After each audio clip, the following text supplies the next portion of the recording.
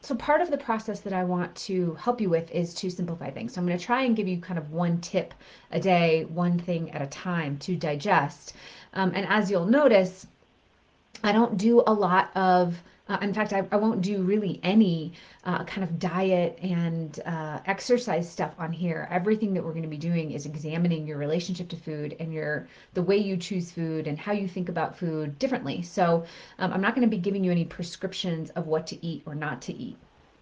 And I say that as we move into, the holidays and as we move into especially Halloween coming up this weekend. So I put a little poll on Facebook. Some of you are worried about Halloween. Some of you are not bothered by Halloween.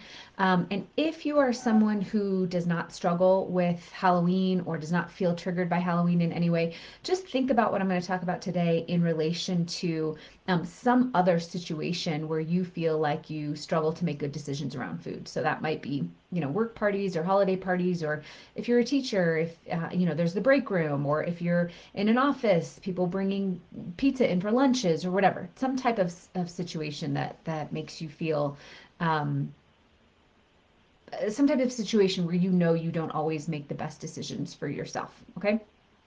The reason why we started yesterday of this week was because Halloween is on Sunday. And for many people who have young children, or children still of trick-or-treating age, or even if you still put candy out at your house, sometimes Halloween can start the cascade of triggers that moves into the holiday season. And what I find is that somewhere mid November, when people are reaching out to me, I'm really struggling, my clients will tell me that, oh yeah, it really started in Halloween when I had a piece of candy here and a piece of candy there, and it just built until now I'm in this full-blown panic about how I'm going to relate to the holidays. And I have this sense that I'm really just going to blow it, right? So I'm trying to catch us in front of all that, which is why we started this week. So today, when you are thinking about Halloween, and like I said, if you're not worried about Halloween, think about another situation. What I want you to do is, here's your two tips for today. Number one, stop putting rules in place.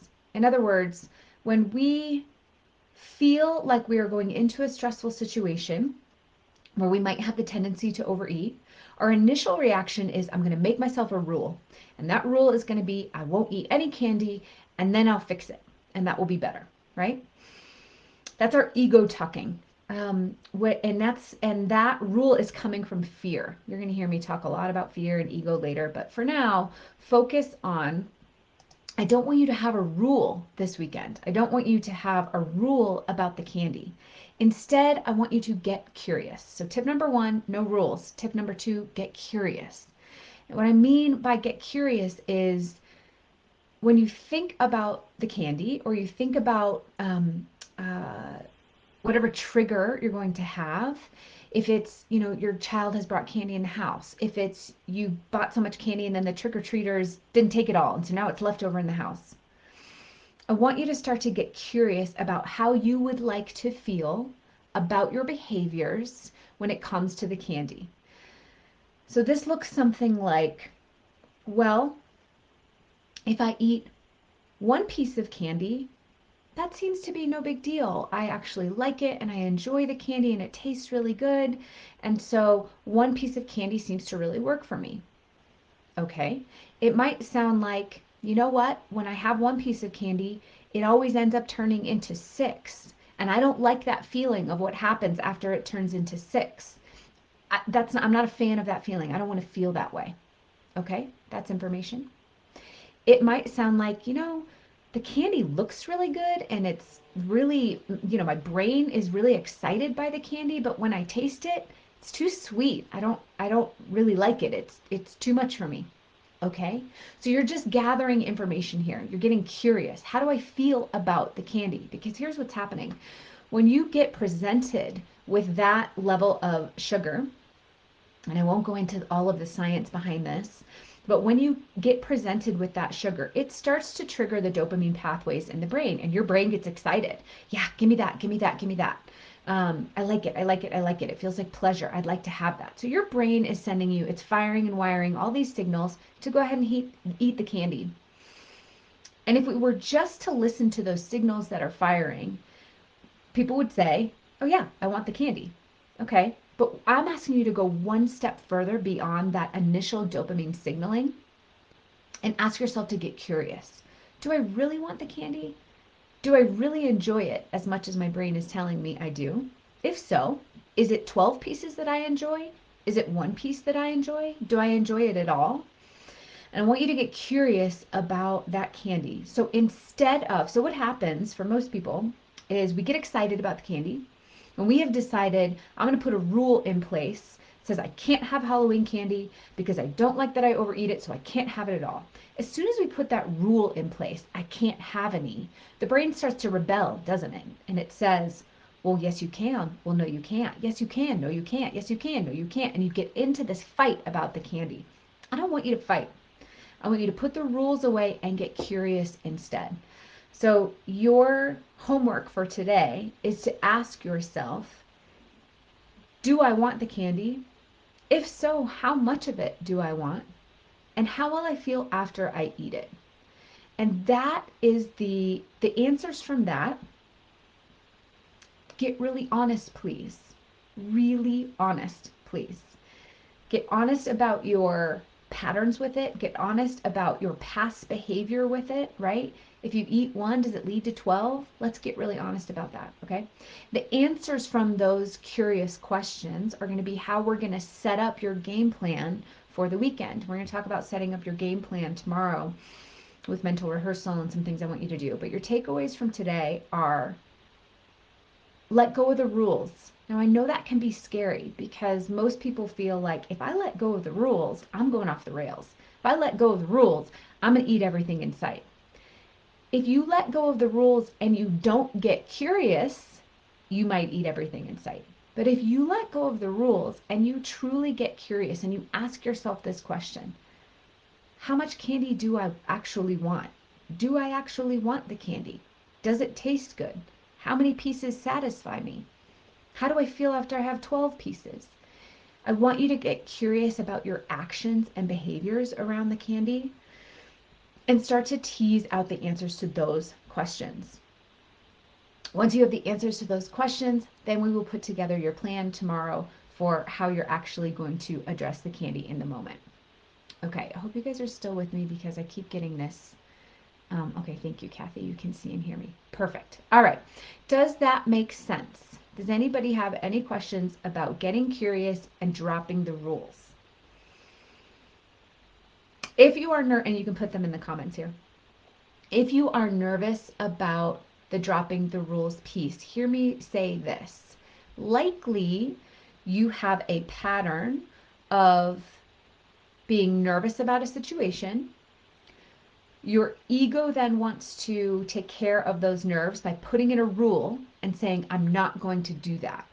But let me explain to you that if your pattern is to, let's say, overeat the candy, or once you start eating it, you have 12 pieces, or once you start, you can't stop, or once you start, you end up having 1 piece a day and then 2 pieces a day and 3 pieces a day. That's your pattern. That's your pattern of behavior. Remember yesterday we were talking about content versus context. That's the context. Your pattern is to, once you have one, it goes down the line. So when you end up arbitrarily just saying, I'm not going to do that, that is the ego talking. That ego talking is only making that rule to make you in the moment feel better about what's coming up. All right, so what's coming up is that the candy's coming and you have this pattern, this context of overeating it, right?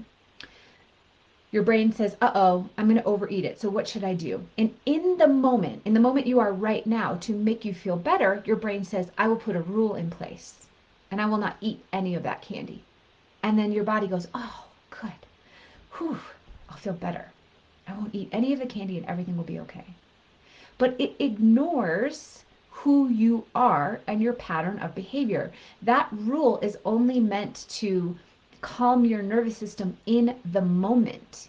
And so what happens is when it comes to candy time and the candy's in front of you, you break that rule, don't you? Because your context is that you are somebody who overeats it when you start getting into it, right? We have ignored the context. We just made a rule to make yourself feel better. And now, not only have you gone back to the context of who you are, but you've also broken your rule and you feel worse about yourself, right?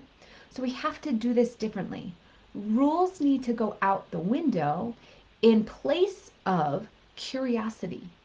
Who am I? What do I do? What is my pattern with the candy? How do I feel after I eat the candy? Do I want to feel that way?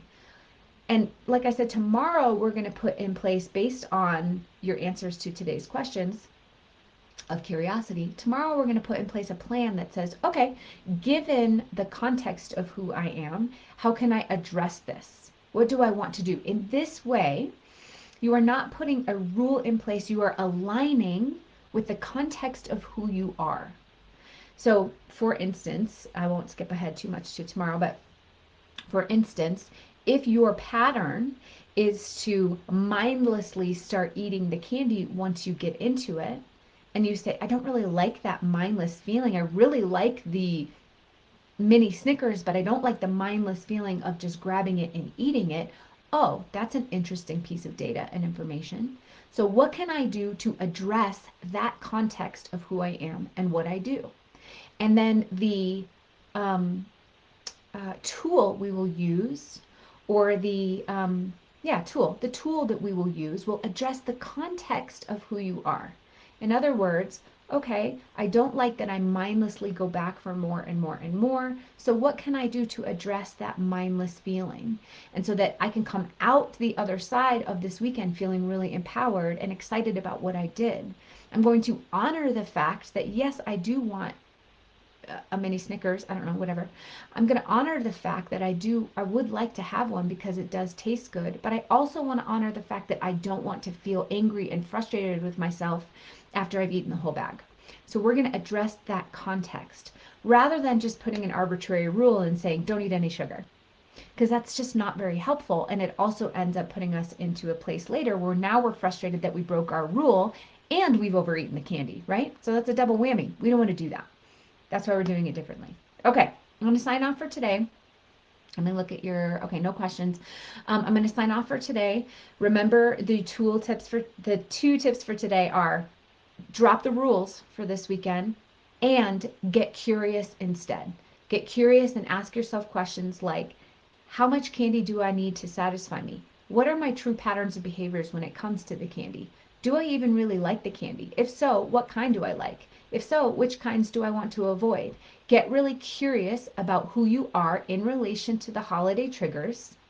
Answer those questions, and then tomorrow we'll put into place a plan for how to deal with what you've come up with. All right, I don't see any questions in the comments. I will see you all tomorrow. Bye, everyone.